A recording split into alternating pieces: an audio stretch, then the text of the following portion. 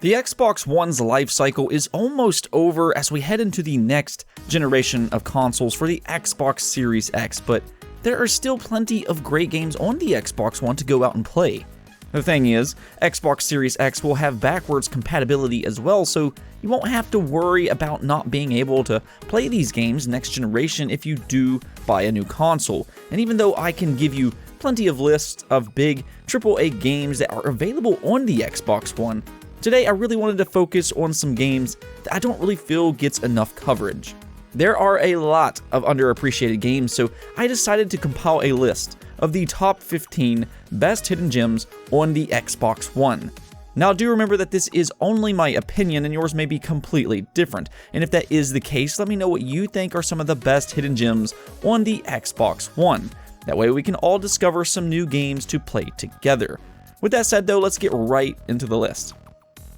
At number 15, I have Redout, and if you're familiar with either the Wipeout or F-Zero franchise, then Redout probably looks very similar to those, and well, that's because it is. Redout is a gorgeous futuristic racer that keeps it relatively simple.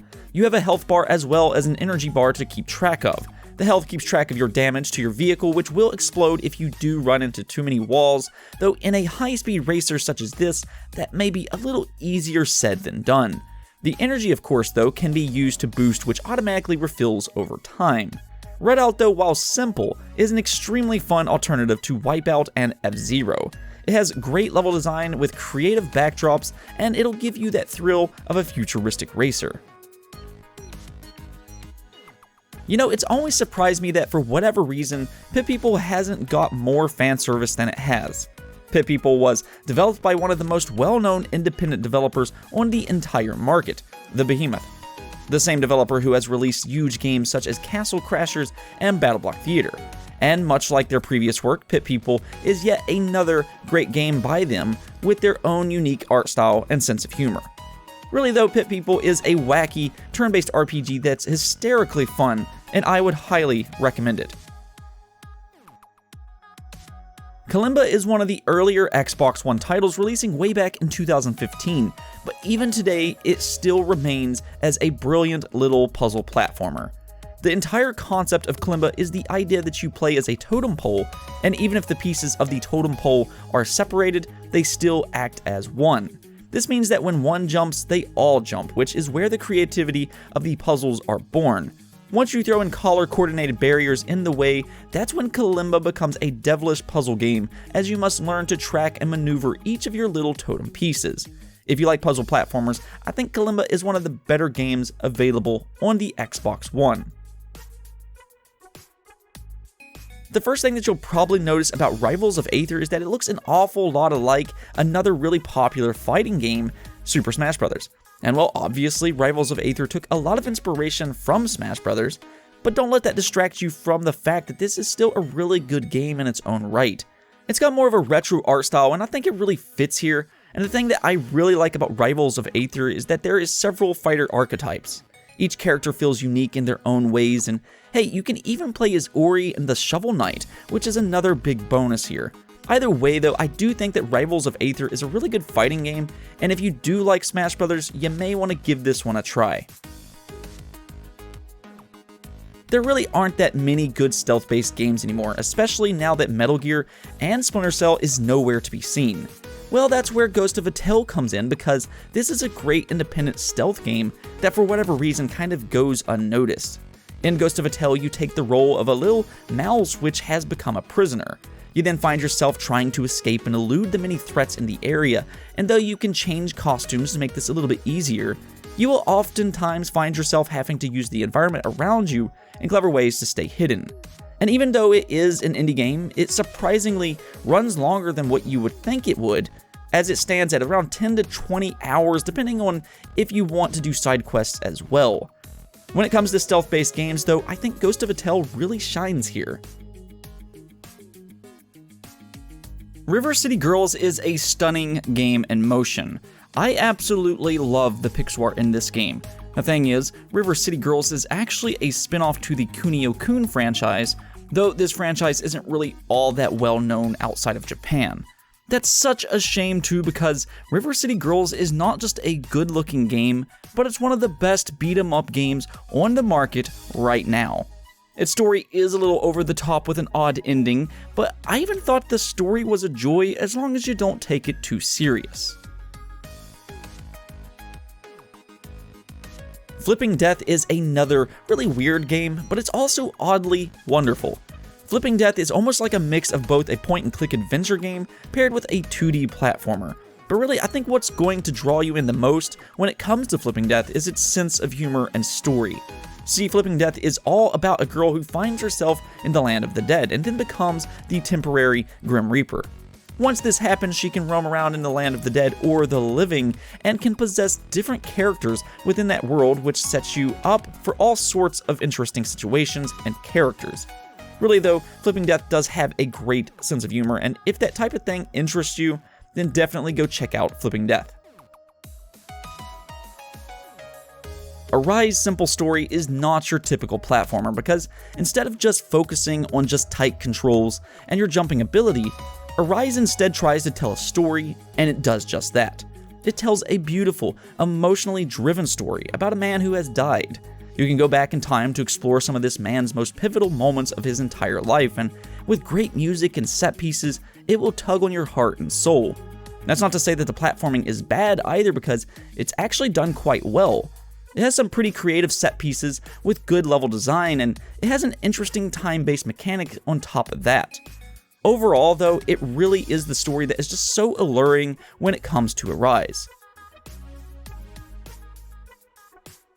I could easily place Thimbleweed Park higher on this list because if you like point-and-click adventure games at all, then Thimbleweed Park is a must-have, especially if you like old-school point-and-click adventure games similar to the Monkey Island franchise. Really, Thimbleweed Park could be confused for an old-school point-and-click adventure game, and you probably wouldn't even notice, but it actually was made in 2017, or I'm sorry, it released in 2017, and it immediately became an all-time great point-and-click adventure game. It has a fantastic story about a murder investigation, great characters, and it's very atmospheric with an 80s setting. If any of these things intrigue you even in the slightest, go check out Thimbleweed Park. Axiom Verge clearly took a lot of inspiration from Super Metroid, though I think that's a good thing because even though Axiom Verge wears its heart on its sleeves, it is brilliantly done. In fact, I think Axiom Verge is one of the best Metroidvania games on the entire market. It looks retro, it feels nostalgic, and I absolutely love it. I won't hesitate for a moment and say that some of the 90s games are some of the best games ever made, and Axiom Verge feels like it came straight from the 90s in the best possible way. There is plenty of stuff to upgrade, several of which are hidden and missable. It has fun boss designs, and even though the story is bare bones, it is servable. This really is a must-have if you like Metroidvania-style games. Vudu Vince may possibly be the best 3D platformer that you've never heard of. Actually, Vudu Vince originally released on the original Xbox, and even back then, not a lot of people paid attention to it. Well, Xbox brought this game back yet again, and sadly, once again, it seems to be largely ignored. Even then though, Vudu Vince has tight platforming with a dark atmosphere. See, you play as Vince, a voodoo doll which is looking to save his puppeteer of sorts. It's a game that also has a lot of personality to it, and on a regular basis, Vince will be chiming in with his snarky sense of humor. And for a platforming game, I don't think the combat is all that bad either.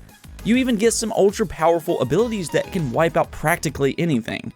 For me though, growing up in the era of 3D platformers, Vudu Vince really is a blast from the past. I still cannot believe that Whoopo doesn't have more fans. I actually discovered this little gem of a game years ago on Steam, but I did buy it once again on Xbox because this truly is an excellent game. It is another Metroidvania style game, but Whoopo really is unlike any other Metroidvania game. It's more focused on its story, filled with charming characters and the world around you. The game starts off with you being a little overweight Wum.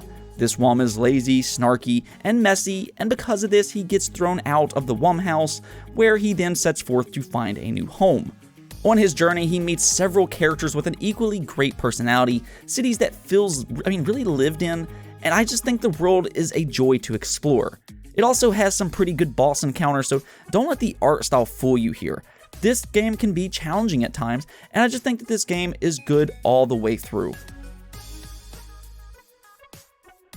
Phantom Dust HD, the remaster to the cult classic from the original Xbox, is one of the most unique games, not only on this list, but on the entire market. I don't even know how to completely explain what the genre of this game is.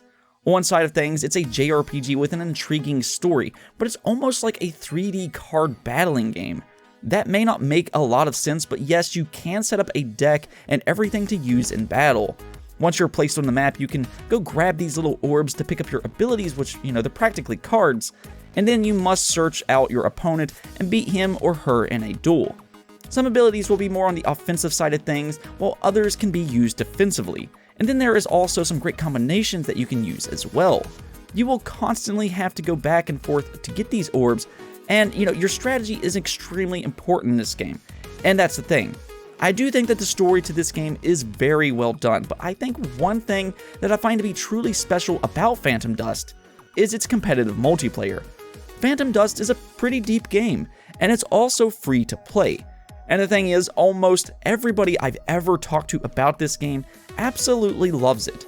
If anything, I think you should at least go check out Phantom Dust and see if you enjoy it. I keep saying this, but I really have no idea why more people don't know what Splasher is. Splasher is actually one of the best 2D platformers on the entire market. It plays very similar to the popular 2D Rayman games, though it has its own unique spin on the genre with a Portal-esque mechanic. See, the thing is, you can paint the floor with several different colored paints. Each color of paint has its own unique property. One may have you bouncing super high, while others you can stick to and run along walls. Splasher is a fast-paced game as well, and it was built with speedrunners in mind. So if you like to do speedruns or challenge yourself by completing a level as fast as you can, then Splasher will be a dream game for you. The most important thing here, though, is the 2D platforming, and the controls are extremely tight. It is fast-paced, but if you do like 2D platformers at all, Splasher really is one of the best. You definitely need to go check it out. And the number one game on this list goes to none other than Monster Boy. I'm actually a little surprised at how few people talk about Monster Boy, considering not only is it a great Metroidvania game, but I think its visuals are absolutely stunning with its anime-inspired hand-drawn art style. The gameplay itself is also great, where it has the protagonist turning into different monsters, hence the name Monster Boy. Each new monster you unlock will give you new abilities, allowing you to reach new locations, solve new puzzles, and change up your combat as well. Really, the only problem I think Monster Boy has is with its price. It's a little steep for a Metroidvania-style game, being $40, but I can also assure you it's well worth the money. Monster Boy is a fantastic game, and without a doubt, something I would highly recommend. Anyways though, that's it for this episode, but if I forgot to mention any of your favorite games, make sure to let me know in the comments below so others can discover those games as well. With that said though, if you liked the video, don't forget to hit the bell notification and subscribe button for more content just like this. Peace out.